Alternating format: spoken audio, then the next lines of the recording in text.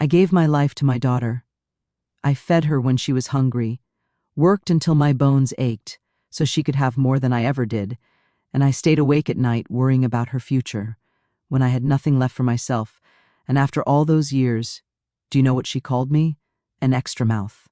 Imagine that. Your own flesh and blood, the child you bled for, looking at you like you're just another bill to pay. At 76, my daughter kicked me out of the very home I helped her build. Most people would have bowed their head, swallowed the humiliation, and disappeared quietly. But not me. I didn't beg. I didn't cry.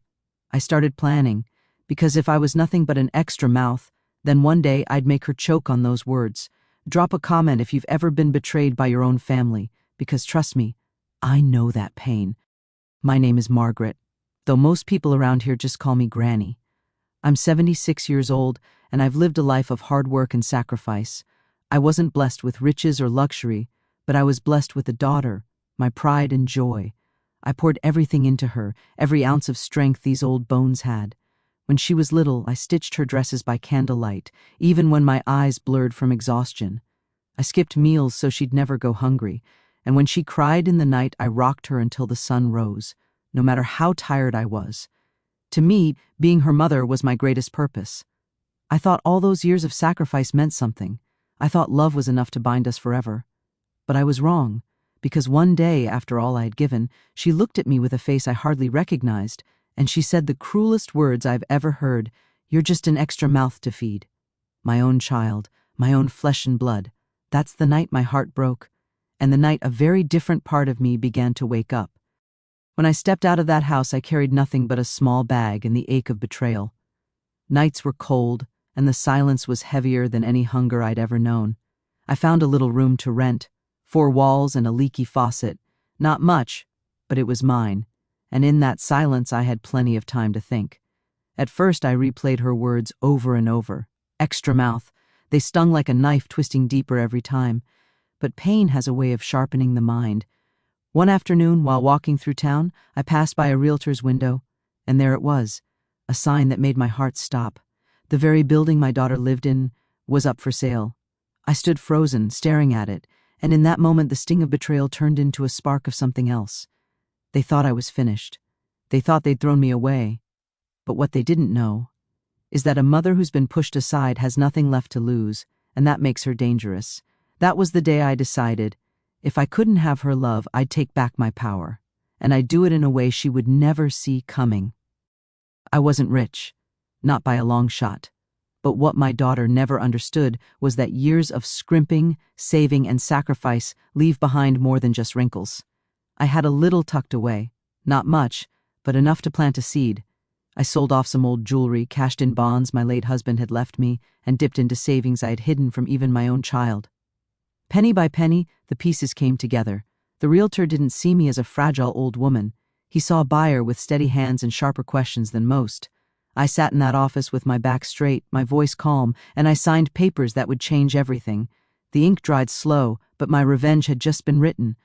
For weeks I told no one. Not the neighbors, not old friends, not even the landlord of my tiny room.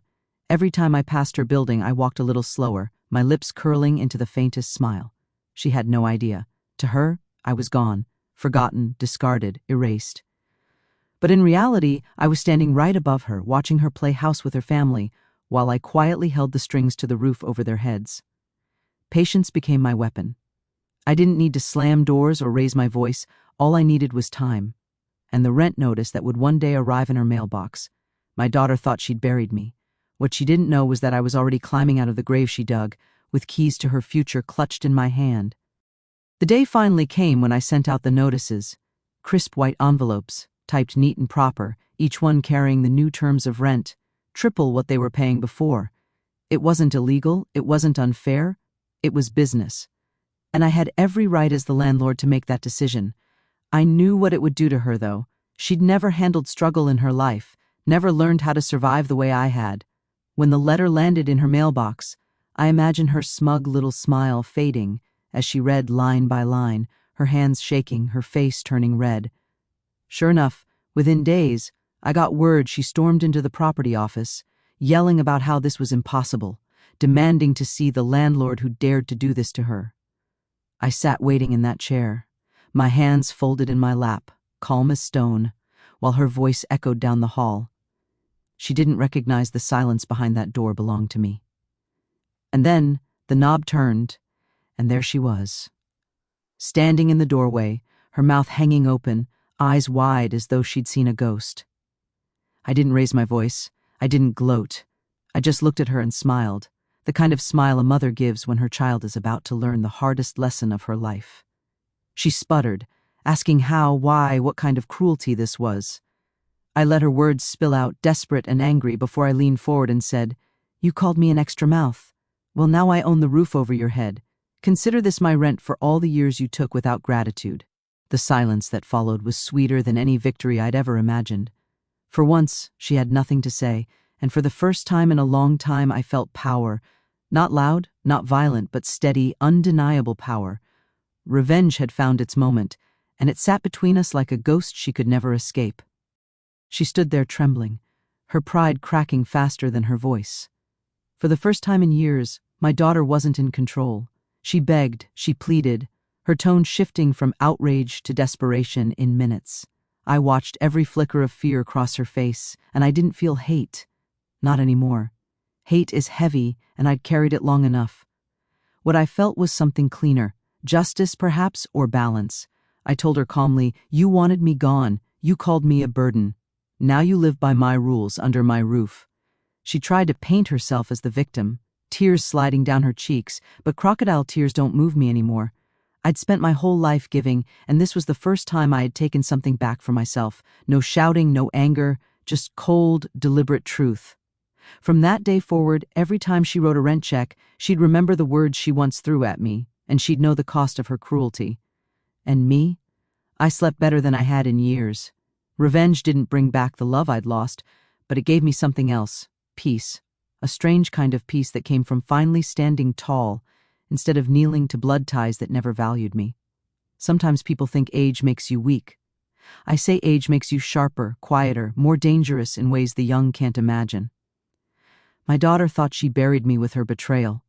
She never understood that you can't bury a woman who's already learned to live without. So yes, maybe I was an extra mouth in her house, but in the end, I was the one who decided whether her family had a roof over their heads. That, to me, is justice, cold, clean, and mine. So tell me, what would you have done if it were you? Would you have walked away quietly? Or would you have waited, patient and steady, for the right moment to strike back? I've learned that revenge doesn't always come with fists or fury. Sometimes it comes with a signature on paper and the silence of knowing you've won. If this story stirred something in you, hit subscribe and join me here on Twisted Granny, where age is never weakness. It's the sharpest weapon of all. And don't forget, drop your story in the comments below.